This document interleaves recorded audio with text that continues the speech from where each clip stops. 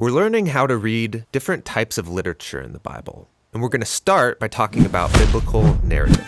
So narratives, in their most basic form, have characters in a setting going through a series of events.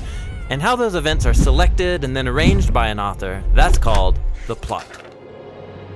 A basic plot line begins with a character in her setting.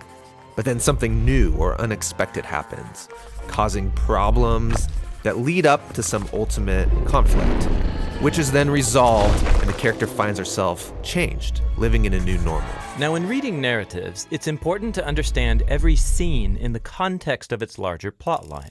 You can make the same story have a totally different message if you ignore where it occurs in the plot. This happens all the time when people read the Bible. Really? Yeah, take for example the story about Gideon. There's this well-known scene where Gideon's trying to discern whether God will help him win a battle, and he requests a sign from God. Yeah, Gideon lays a wool fleece on the ground and asks that in the morning the fleece be wet with dew, but the ground totally dry, and God does it.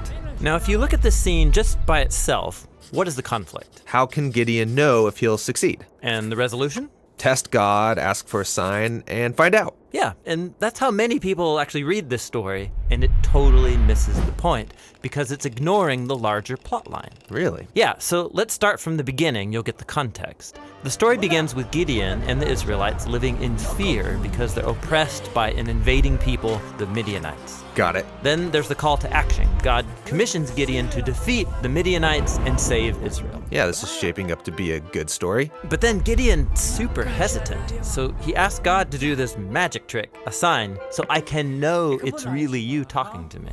And God stoops to his level. He gives him a sign by lighting this fire on an altar. So Gideon's already asked for a sign. And that's not all. In the next scene, God tells Gideon to tear down an altar to another god, but Gideon's so afraid, he does it at night. So Gideon's skeptical and also a bit of a coward.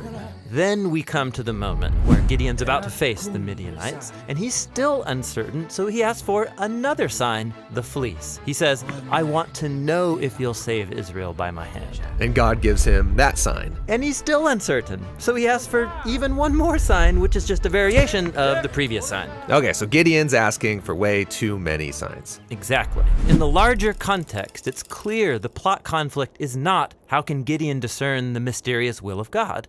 The real conflict is, when will this guy get his act together and start trusting God? Okay, so then what's the resolution? We have to keep reading. So Gideon gathers this huge army, 30,000 soldiers to fight the Midianites, and God says, no, way too many men. He whittles the army down to 300.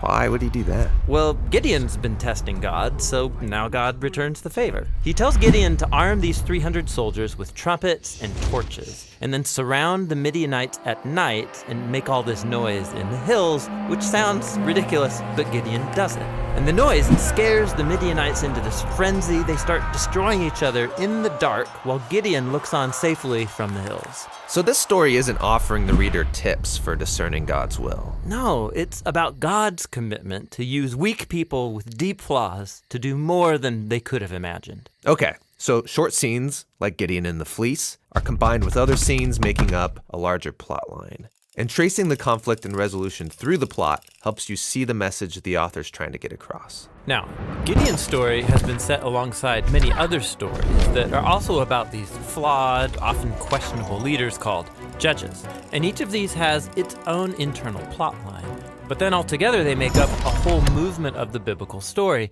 the period of the judges, and that has its own unified plot line. And there are many movements within the story of the Bible. Exactly. And all the smaller stories, hundreds of them, they fit within the context of their own movements. And then these movements together make up the building blocks of the grand plotline of the whole story of the Bible. So no matter where I'm reading in the Bible, I need to pay attention to these different layers of plot so I can read each story in context. Exactly. The Bible is such a sophisticated piece of literature. And so all these smaller plot lines keep overlapping, building up the tension. And when you back up, you can see how they've all been woven together into the unified story that leads to Jesus.